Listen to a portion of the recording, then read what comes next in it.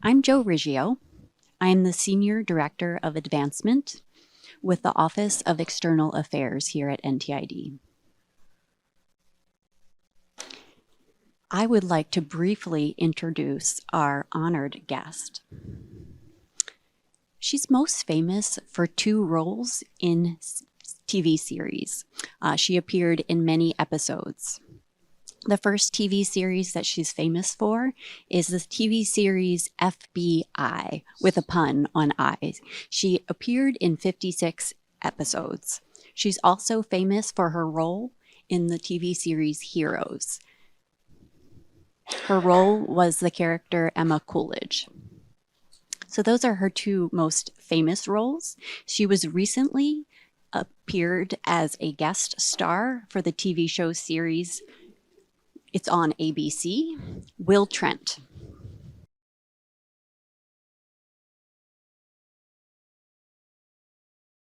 Deanne graduated from CSUN and her degree was in biology. She later pursued and got a master's degree from Gallaudet University in sign language and deaf education. I also have a fun fact to share about our guest presenter. Officially, this is Deanne Bray-Kotsur. She does something really fascinating. When she meets people, often she associates a food with them. She gives them a food nickname. Deanne, do I have a food nickname? Yes, you do. Ladies and gentlemen, Deanne Bray-Kotsur. Hello, all. For a few months, I've gotten to know Joe. Is it Joe or Joseph? Okay, it's Joe. And I finally have discovered what food he is. He is baked potato soup with cheddar sprinkled on top. It's one of my favorite comfort foods.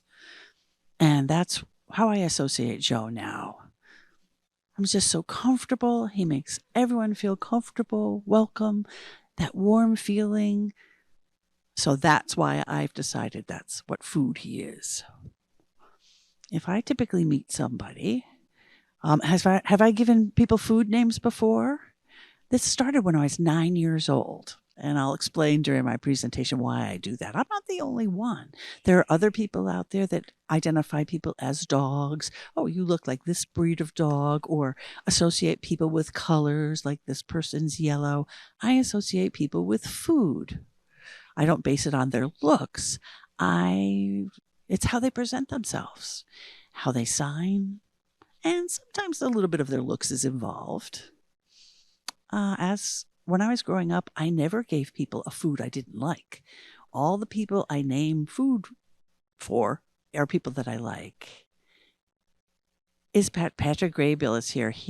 I've known him for many years, and he's been a food for me for many years. Do you want to know what Patrick is? Fried egg, toast, but in the British way, not the American way. A very classy kind of, not over hard, not a runny egg, but just right.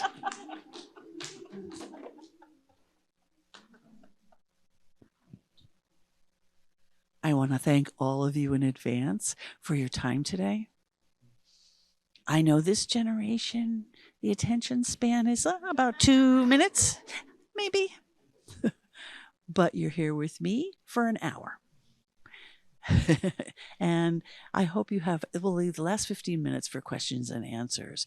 I love it when people connect with me, and I love connecting back. So have your questions ready. If you're an ASL student here, can you raise your hand? I mean, I'm a former teacher of ASL. So if there's a guest, I always had questions ready. I want to know what's going on. When I'm done speaking, and I've already answered your questions, so while I'm speaking, you can set aside any preset questions and figure out another one. Are there NTID students here? NTID students, raise your hands. Oh, I want to know who you are. Who are you?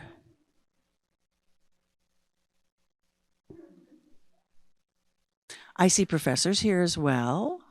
I see some faces that I'm familiar with out there, and it's making me think of memories I knew in my past and connections with those people that I used to know.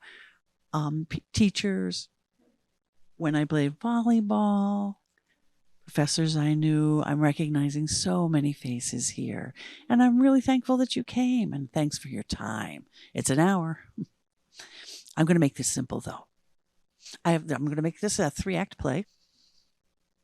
I've divided into 3 sections, about 15 to 20 minutes each, let's say 15, 20, and 30 minutes on my career. I don't know, but it'll be roughly an hour. So this will give your mind time to rest as well and know where I'm going next.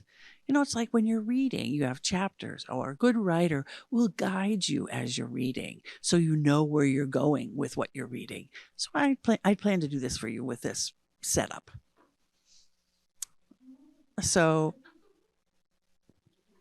giving you a 2-minute attention span, I wanted to set it up clearly for you. I hope you don't cry with me. I hope you're with me. I see a person back there already crying. I haven't even started yet. Oh, it's Deanne. The person in the back said, "Oh, we're very emotional people," and that I understand. That's real. It's just real. Okay, I'm going to talk about my parents and who they were. The reason why I want to talk about my parents, my mother and my father, is because the two of them, their lives, their thought processes, their beliefs really influenced my life. It influenced me, impacted me on my views and how I learned in the world. They were not perfect parents by any means, but they were one of the great ones. They loved me. But the 3 of us traveled through some times. I went to CSUN, like was mentioned. I was a biology major. I needed one upper division course. It was in psychology, and I thought, okay, which psychology class should I take? So I took parenthood. I am so happy I did that.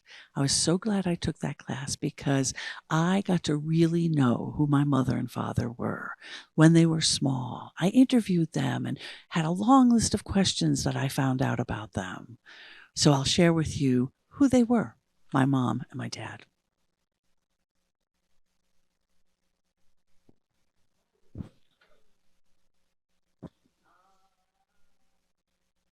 I'm going to start with my mom. She was born in North Dakota in 1943. I have a brother and sister. She had 10 brothers and sisters. My mother explained during her time she lived on a farm. She would mention how poor they were. They didn't have fancy clothes or fancy cars. But after she told me about how she grew up, she had a rich life. They had each other. She knew about family values. We don't see that so much today. Family values are so different compared to back in my mother's time. As she was raised, she incorporated those family values into me. No matter what happened, no matter what challenges, family sticks together. And that's what I learned from my mother. She used to say when she was a little girl, she had her chores that she had to do, the girls, and then the boys did outside. They were on the farm, running the tractors, working in the fields and outside. And the girls worked inside. They sewed, they cooked, they prepared meals. So there were 6 girls, 4 boys. But then there was a 5th one, my mom. She preferred to be outside. She wanted to join the boys. And my father, she definitely was a daddy's girl. So she would join the boys. She would milk the cows and drive the tractors. And the boys would look out their windows and say, wait a minute. People would say, I'm not used to seeing a girl driving a tractor in the sun, through the fields. She was tough. very street smart. She never went to college, but she was a people person. She knew how to deal with people. She knew how to talk to them. No one was a stranger with her. Now, basketball. In North Dakota, there was no girls basketball team until, I would say the 1940s or 50s. They started to create girls teams. My mom was involved. She was this tall. She was 4'11". 4'11".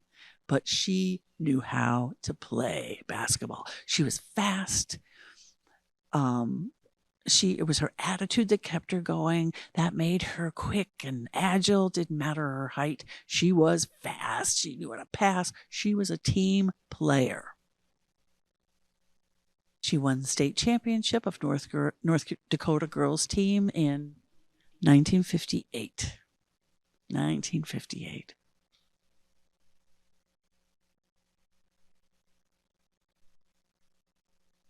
I went to 23andMe, and I don't know how to spell this like ancestor.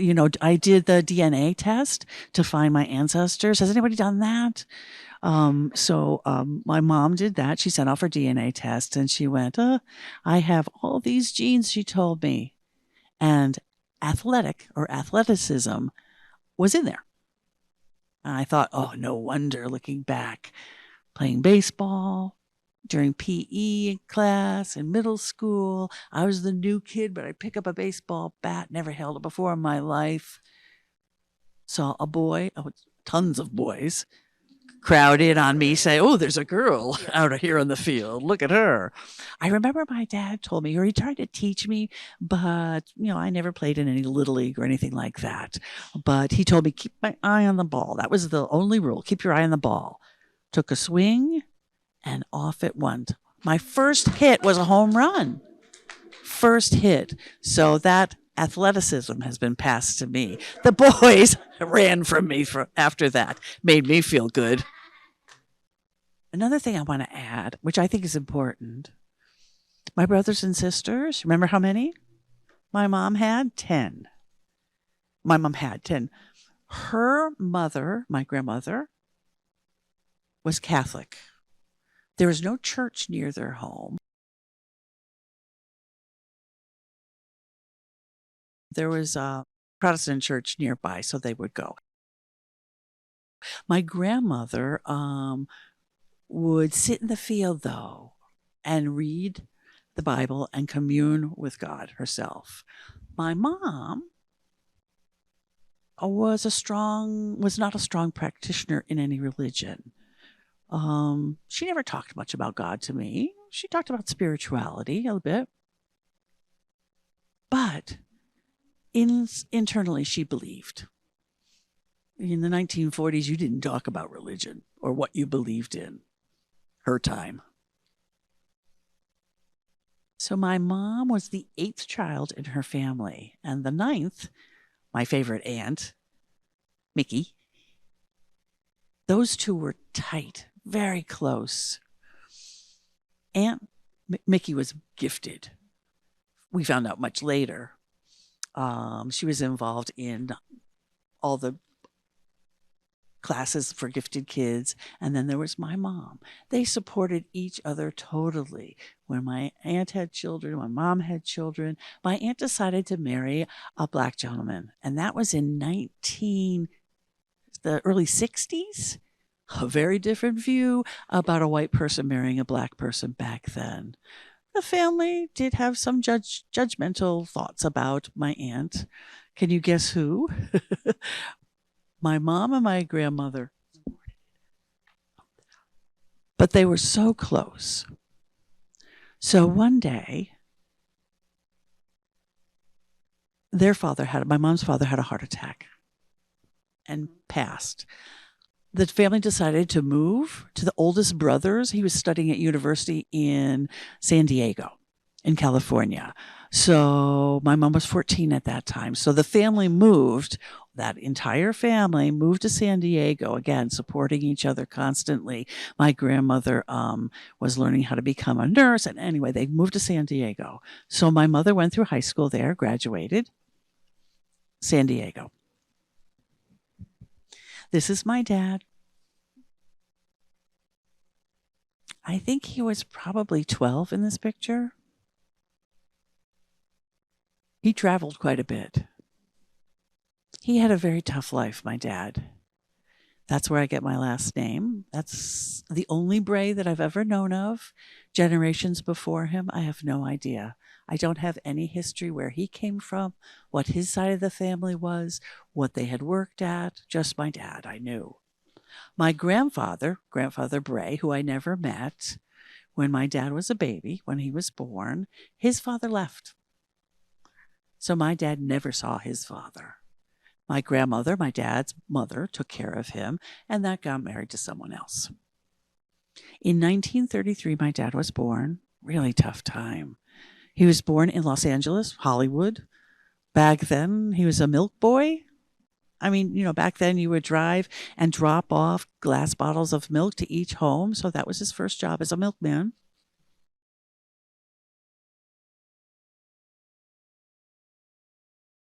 He was the only child.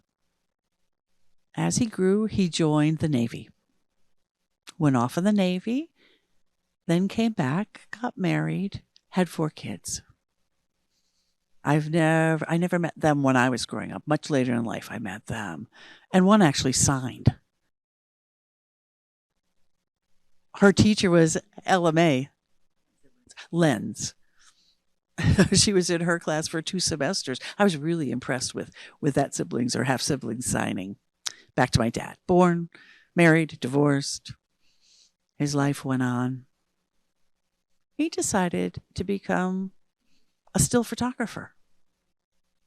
He started with motion pictures. There are many, there's many unions for crew people. Like, there's one that's called Local 44, Local 718. There's different locals. There's different unions. And you can look that up. You can Google local and then number 7178. And it'll explain what a crew member means. You can be in a local and be a makeup person or a lighting person or an electrician or a camera person. So these are crew. And crew people are protected by these unions. So what he would have to do is call every day and somebody would say, yeah, we got a job for you. Come on out.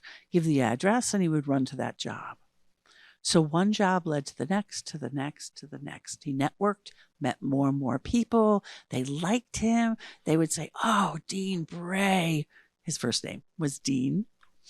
Last name, of course, Bray. They would say, Dean Bray. Does it seem familiar to some people? Oh, well, yeah, my name, Deanne, Dean. His real name was Charles Dean Bray. They almost called me Charlie Dean Bray, but anyway, I'm really glad that I became Deanne Lee Bray. But he worked on sound. He didn't grow up with TV. He grew up in LA, in Hollywood, yeah, but he used to have a box, a radio. People would listen to it. People would act on the radio. They would sit there with a microphone and, walk in and say, hi, I'm home. And you couldn't see anything. It was just all through sound. They would make dishes noises. And that was back in the radio days. There was nothing on a screen. It was just sit in front of this box and listen. And he became an expert in sound. My dad's a writer. He's a poet. But his poetry relied on sound, the spoken word, the sound of it. And his writing doesn't look really good, but it sounded great. So Charlie Dean Bray, so he thought Deanne Bray sounded nice. That's why it was named that way, because of the sound of my name. He also helped me with my daughter's name as well, thought the sound was perfect. But Troy, my husband, in spelling it, tried to spell her name. How do I spell this? But he finally did it. And he decided on the spelling of it. Is Troy here? No, he's not here. Okay, all righty then.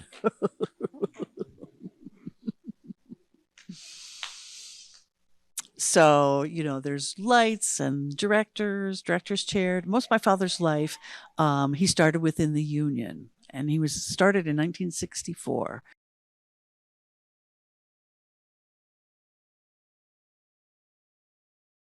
He worked as a still photographer on sets, and then it led him to become working in camera, and then he became working on lights. Sometimes he was a camera person, sometimes in films.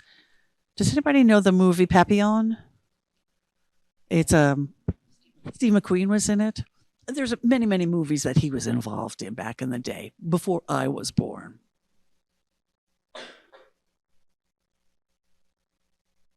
He was baptized Catholic. Grew up thinking he wanted to study to become a priest. But the conversation, the scripture, he just felt was in conflict with what he was thinking.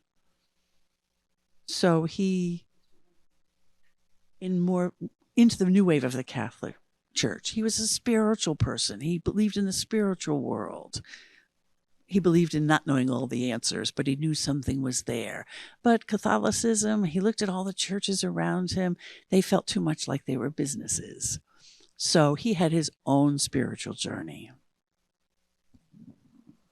Like I told you, I mentioned my father was married, divorced with 4 children. My mom, I forgot to mention, my mom married and had 2 children. Then they met. Both my mother and father, they were, at least when they got married, it was both their second marriages, and that happened in 1968. My mother already had 2 kids. My father didn't have his 4 kids with him. They had agreed that they would stay with their mother. So my mom has the 2 kids. So brothers and sisters have. I think 4 or 5. Too young to remember. So what my mom didn't have a very healthy first marriage. She met, this was her high school sweetheart. She got pregnant. They got married. She just hoped that, my mom always thought maybe I didn't clean enough. She was always trying to make him happy. It was a very toxic relationship. He drank a lot. He would come home at 3 a.m, and my mom would always try to keep up and keep him safe, or keep the home safe for us. And one day, a woman showed up, knocked on our door. My mom answered it, and she said, "Where's George?" That was her husband. And Mom said, "I don't know. Come on in, have a seat. Do you want some tea?" And found out that this woman had been with George as well. They've been having an affair, said that he's a drinker, he's not good for the kids. She took off with the kids, so she never saw the kids again. She wanted us to be safe. My father, Dean, adopted us and my brother. My mom became pregnant in Arizona. Prescott, which is pretty, it's near in a gorgeous area, where the spiritual vortex is. In 1970s, there was a director named Stanley Kramer. Do you remember the movie Look Who's Coming to Dinner?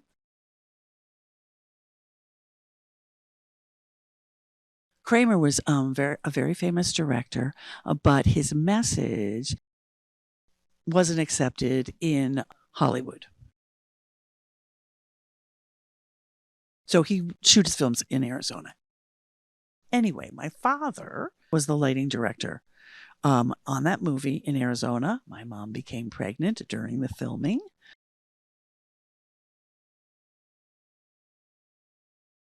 It's called Bless the Beasts and Children. It's about a camp, a kids' camp. So my mom was in labor, hopped on a motorcycle, and was taken to the hospital.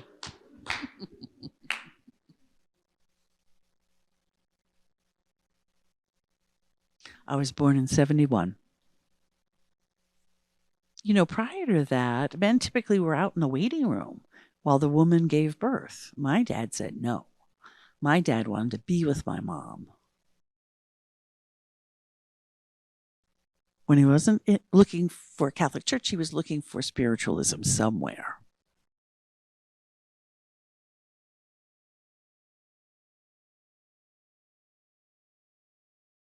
So he went to a hypnotist and learned how to do that and used hypnotism on my mom. And during labor, she was quiet and calm. And I was born in that calm atmosphere.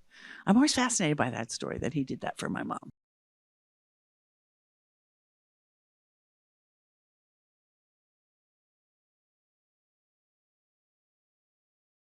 My parents were married for only 6 or 7 years and then wound up divorcing.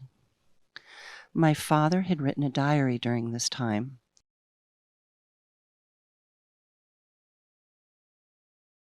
As I was born, he was listening to how I cried as a child and realized I didn't sound the same as the other children.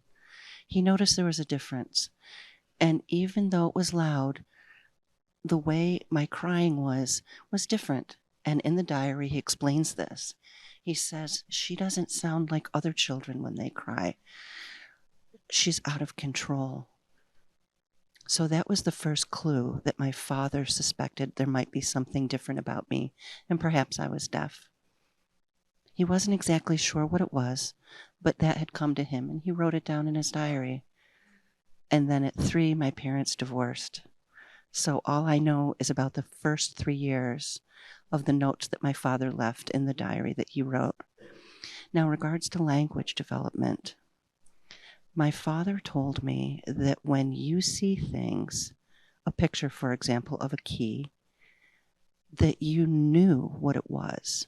You knew that that meant we were going someplace, maybe to the park, maybe to get ice cream. But if there was no picture involved and they were just speaking, they wouldn't know what hi, we're going bye-bye means.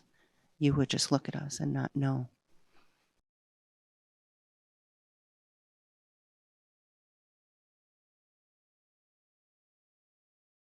So when you go to the doctor to have your hearing tested, they often take you to a doctor, and usually it's older people that have a hearing loss that they're working with.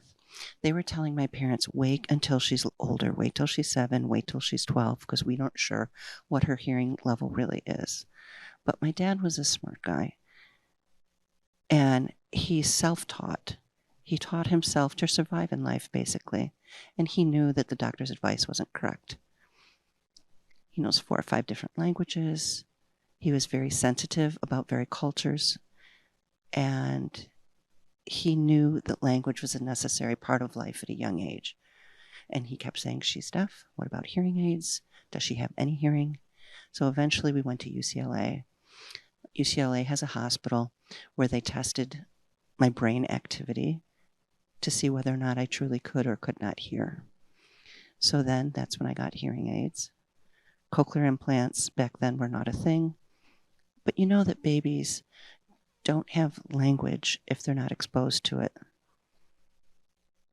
My decibel loss was about the same, 90, 75. But the frequencies at which I could hear, well, this is a technical school. This is RIT. You know what frequency means, right? If I say frequency, you know what I'm saying. But anyway, the range was different in both of my ears. One, the right side had a few points where I could hear, the other side did not.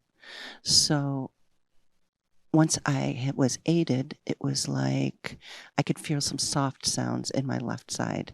In my right ear, I still couldn't. If I was watching TV, for example, I could see something, or if the radio was on, I might catch a word or two, but it wasn't an effective way of learning language for me. Plus, to be honest, it was quite painful. My father, as I said, worked in the TV and film industry. Falcon Crest, Dallas, various TV shows, Dukes of Hazzard. He was there many hours because he was in the crew, and he would be on sets. How many hours do you think that would be? 80 hours? No, I'm talking about per day, not per week. 15, 12, good guesses, good guesses. And you're correct. About a 14, 50-hour day is normal for a crew member. The cast can come and go as they please when they're finished with their scenes, but the crew is there for the entire time. So when that's your work life, what happens to your family? You're away from your family for so long. I was a baby. My mom had her 2 children from her other marriage, and it was quite a challenge for them to try and traverse. They tried to do it together. They tried as a family to go to Jamaica one time. He did some film. That's where Papillon was filmed. And we were there on the set. And so sometimes as a family, we could go with him while he was working, but not always. Because of the number of hours that you spend with a set and a crew, you develop relationships in a family. So my father wound up having an affair with another person that was on the set and in the crew. So my mother held me up, and there I was as a small child in front of my father, and she handed him to my father, and she said, "You keep the house, you keep Deanne, and I'm going." So she took her 2 children, and off she went. I saw my mom in the summers and at Christmas and various other times, but to be honest, the person who raised me during the years of my life that were most critical, who taught me my social skills, who helped me understand the world, was my dad. I need to give him credit for that.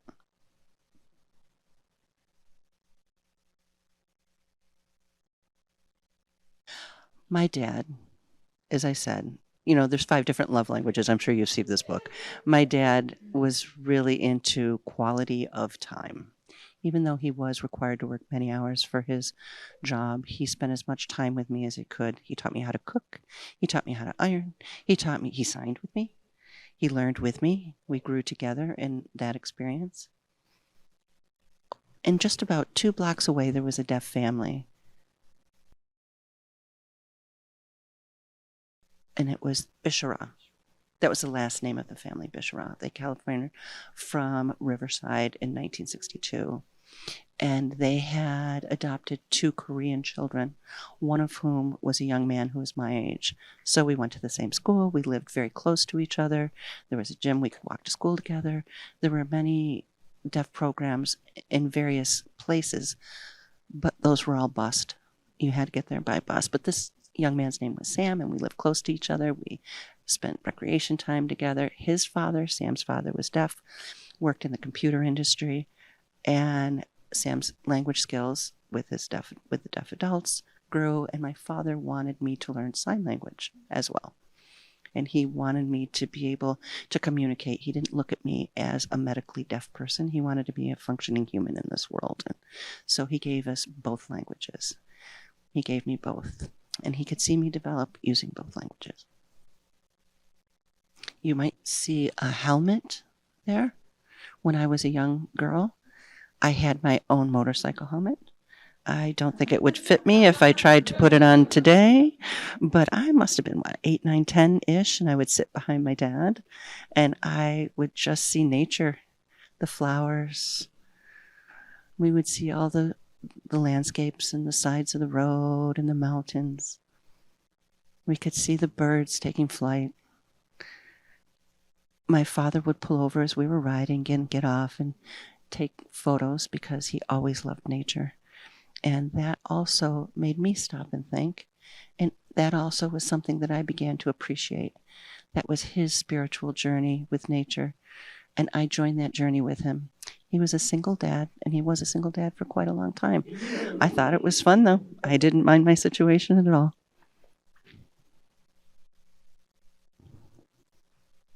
My favorite thing is the beach. We lived 15 minutes from the beach. So in the morning, as the sun would come up in the morning, we would sit and watch it. We had lots of quality time together, and we loved each other. And that is love. Unfortunately, today, many generations with that 2-minute, 3-minute attention spans are not taking advantage of those moments of nature and life and being together and feeling that they're too busy on their phones. Put the phone away. Take a deep breath. Hold it for a few seconds. Feel what's happening. Be centered with yourself. Look at the gifts of your life and what's around you and take those in.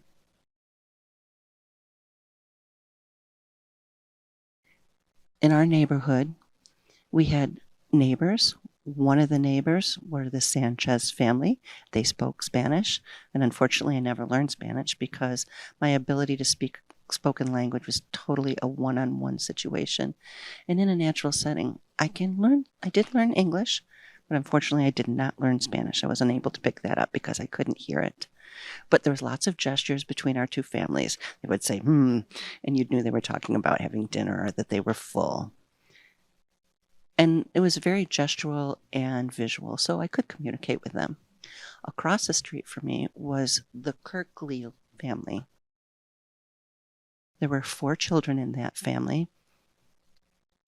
They had a single dad, just as I had a single dad. So we would go over to their house quite a bit, especially on Wednesdays. We would have Bible studies together at their house. Now, they did speak, and I didn't necessarily understand it all. But they say Jesus is with you anywhere you go. And when I saw that, and when I learned that, that stayed with me. And that was the beginning of my faith. And I played with faith.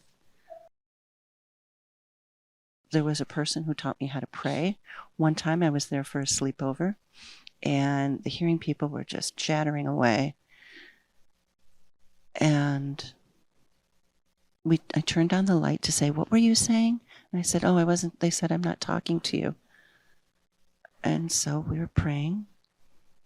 And I said, "What does pray mean?"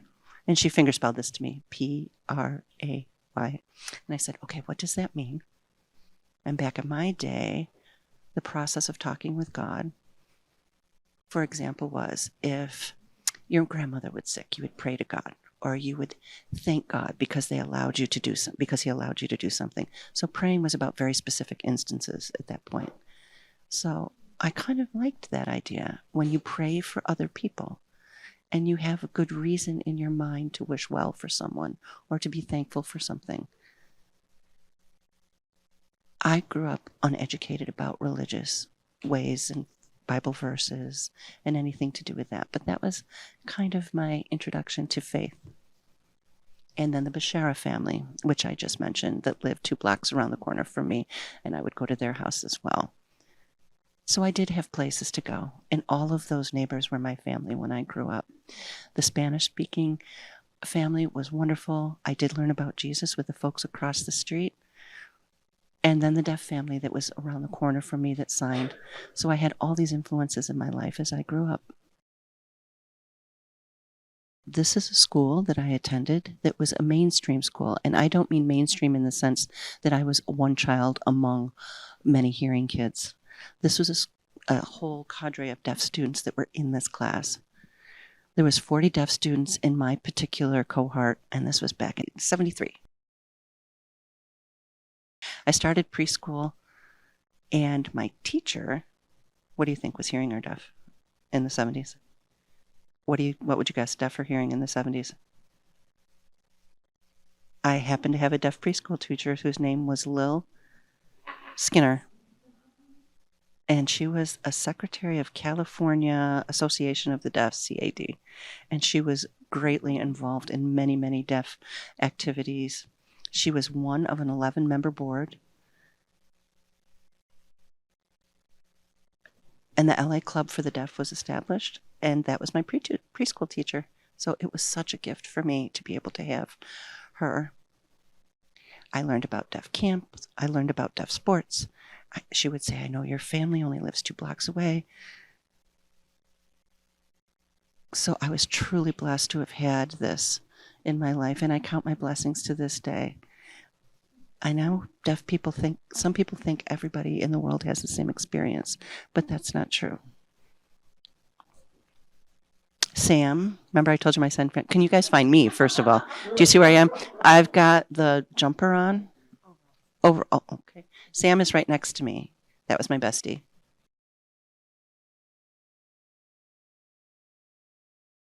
There were 4 houses between my house and when I walked to school.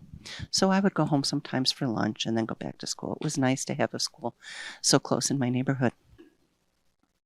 The street that I lived on, every house had children in it, and they were all approximately my age. Today, I'm not sure that that's the case, but that was my experience. So Faith, the hearing girl who fingerspelled to me, she couldn't really sign, but she did fingerspell to me, or she tried to speak to me one-on-one. So when I would sleep over with friends, I would go to sleep, but they would stay up all night talking in the dark. But they knew I was deaf. They knew I was the deaf girl in the neighborhood. So the school,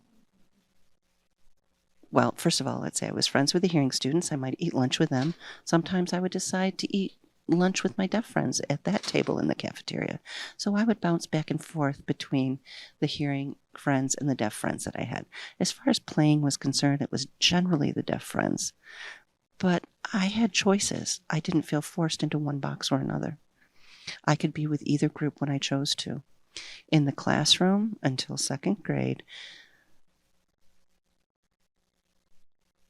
I was original thinker. For example, if the teacher was trying to teach us cursive, turn to the blackboard and write a letter on the board. They would write the base to the letter and then add the curvature to it. I would say, that's not right. And I would go up and erase the board and I would put the T down. All I knew how to do at that time was print, by the way. Cursive wasn't something, like the large A, you're supposed to shape it like this. I didn't know I would say the teacher. So I was constantly correcting the teacher. And at this point, we thought about putting me into a mainstream school. Now, again, I was kind of in a balanced program where I had the opportunity to be with both hearing and deaf people. But then I wound up in a classroom where I was the only one, and I didn't have an interpreter with me. I really wanted to be in the deaf class because I had 100% access to what was happening in the classroom. But as a hearing student, or as a hearing in a hearing environment as the only deaf student, was very different.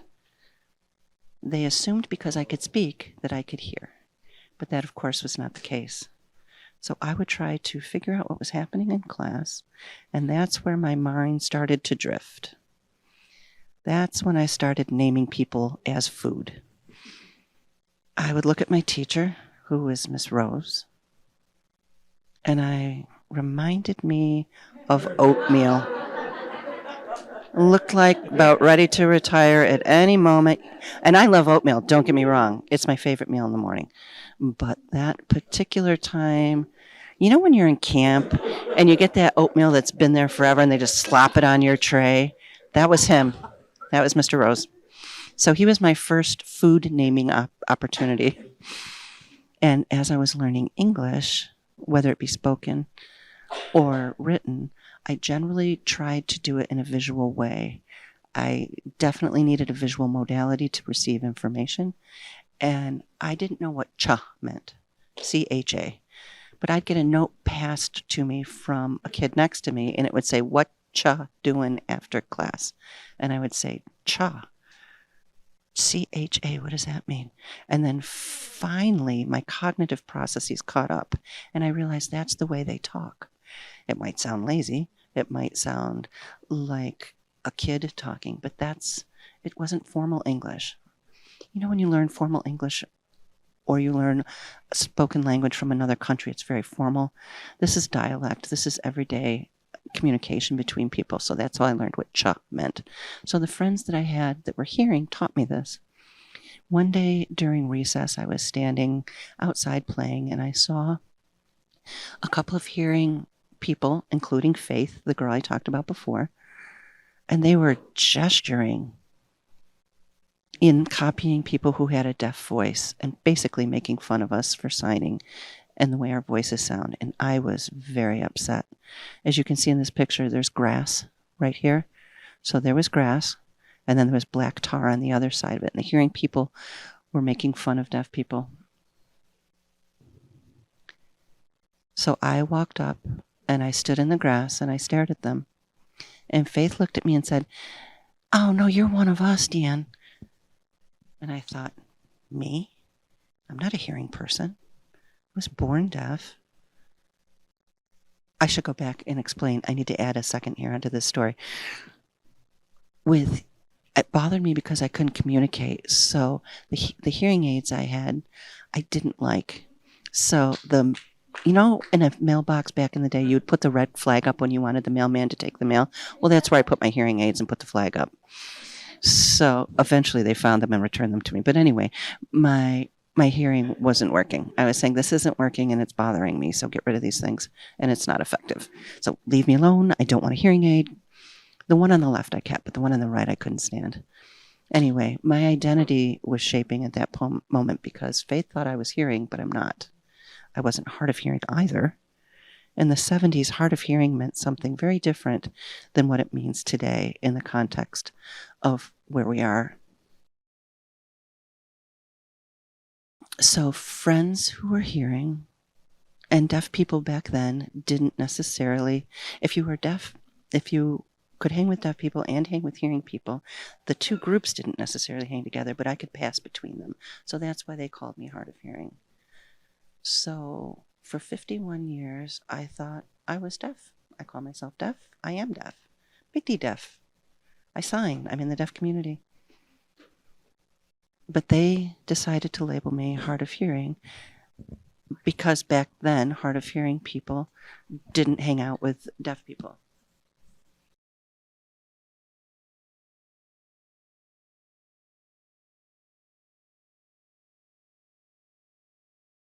If people could speak on the phone, if people had some sign skills that were just rudimentary, they didn't have a place to fit in, they were definitely labeled as hard of hearing. So maybe with Siri, if you think about Siri today, if you see a deaf person talk to Siri on their phone, they're considered hard of hearing today because Siri understands them. If Siri does not understand them, then that's our litmus test that they are deaf.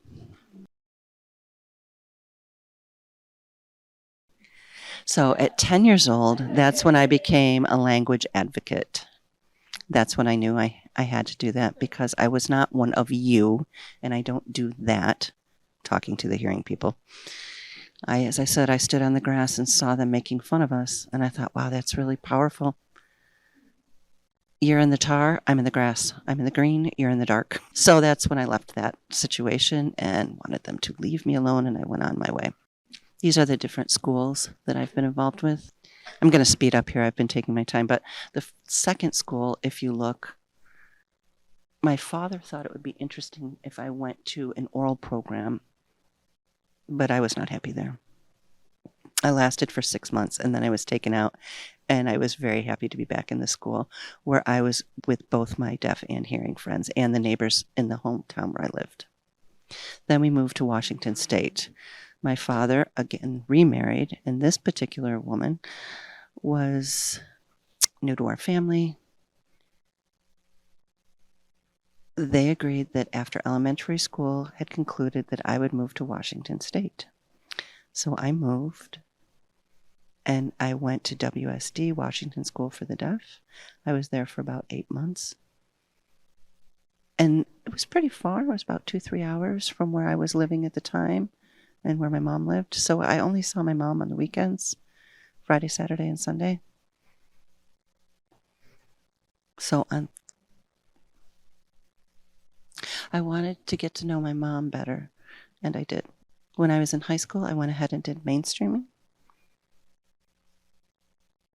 And as I was there, I realized they didn't have an interpreter, but when I went to high school, they did.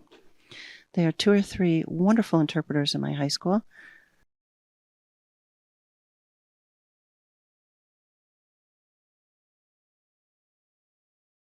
Both worked in the National Theater of Deaf. Their signing skills were good. So I was really spoiled. I mean, I thought interpreters were top-notch everywhere in a mainstream program. Having interpreters, right? Is that true? Are interpreters all the same over the U.S.? Do high schools have top-notch interpreters? Not necessarily.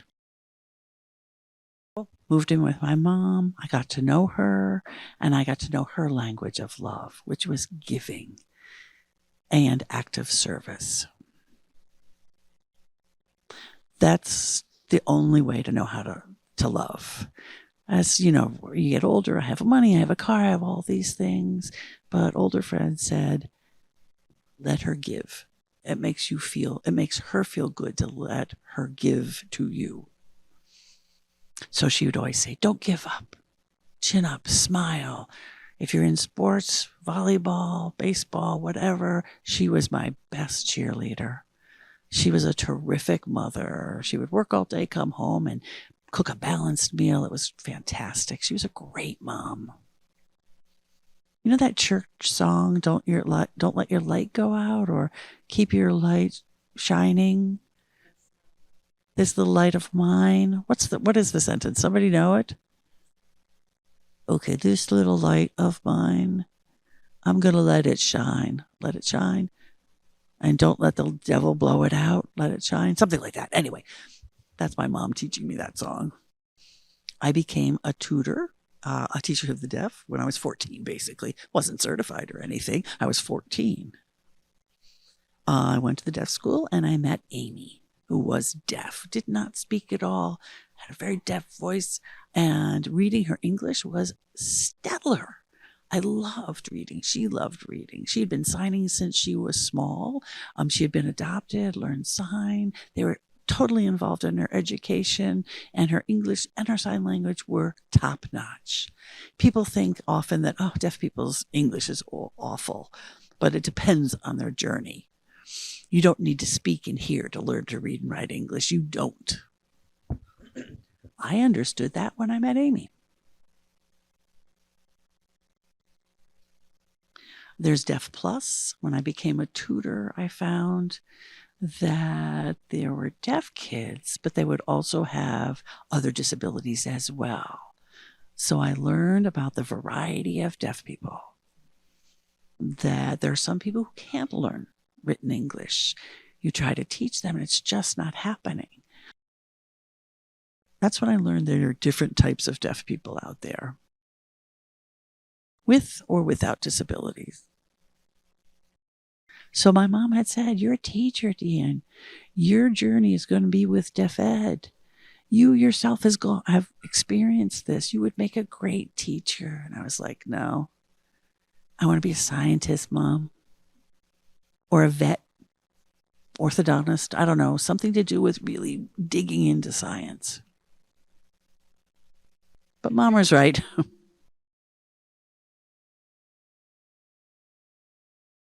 In high school, it had a deaf program, 20 deaf kids, one interpreter. One to 20 deaf kids.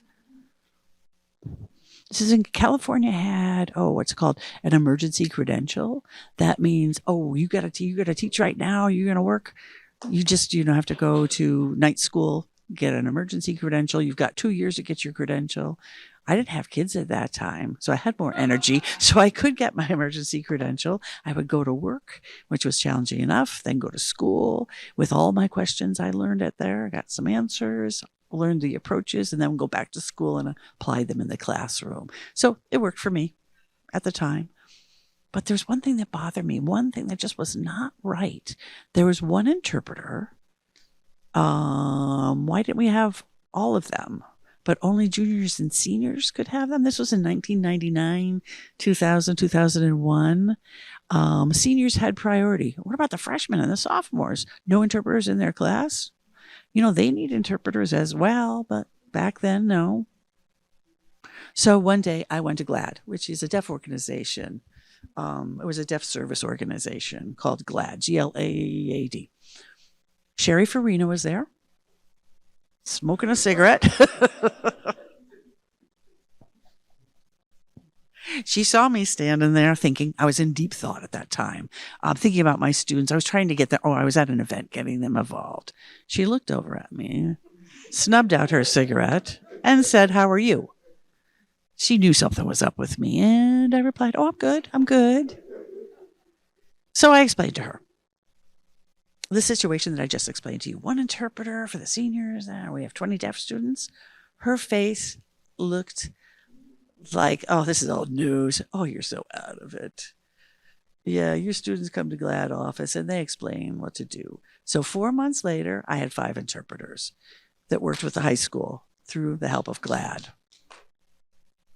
But that's what I learned. The deaf community needs each other through her advocacy. I was, working on lesson plans and working with IEPs, but She was working on the Deaf Bill of Rights, Deaf Child, which is, 504. And then later, as I was teaching in California state, there are 11 states that have this bill. Let me know, just to make sure that the IEP says the interpreter has to be there and the school's responsible for getting them. Parents don't know that. Teachers need to be trained to know that. They need to know this bill related to deaf children to protect them. But Sherry was right. The school could know because you would be fired if you said anything. It was all politics. I wasn't sure if I wanted to continue to be a teacher of the deaf, so I became a long-term sub at Sequoia. And then at another school, at Phoenix Day School, and then Riverside. I hopped between the three of them. I loved it. I loved being in the classroom. I loved making lesson plans, but something was missing. I wasn't really sure what in my journey was missing, but something. Inside, I felt I need to be an advocate for a language. I became the secretary of CAD, California Association of the Deaf, which at that time was making bills for Lead K. It was passed 20 years ago in 2015, and that focuses on age 0 to 5. You need to have language to get ready to go to school. I remember, was it PJ? PJ Graham? Do we know who he is? Is he here right now? Patrick Graham? Anyway, I do remember he was a kindergarten teacher. I was student teaching. I saw him stand up. There's a line of kids. It was playtime.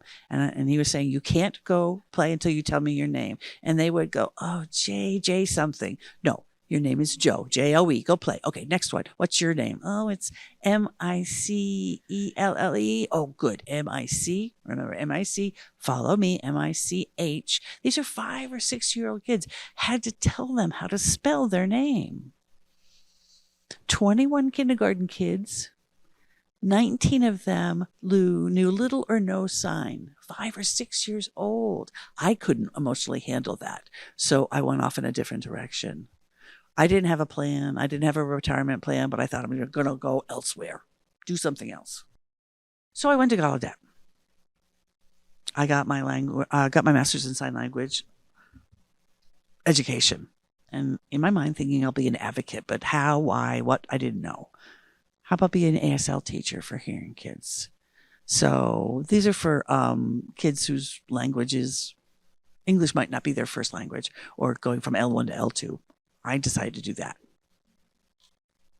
1 month later, ASLTA high school said they're looking for an ASL teacher. I said, I don't want to teach ASL. I don't want to teach hearing kids ASL. Oh, all right, I'll go.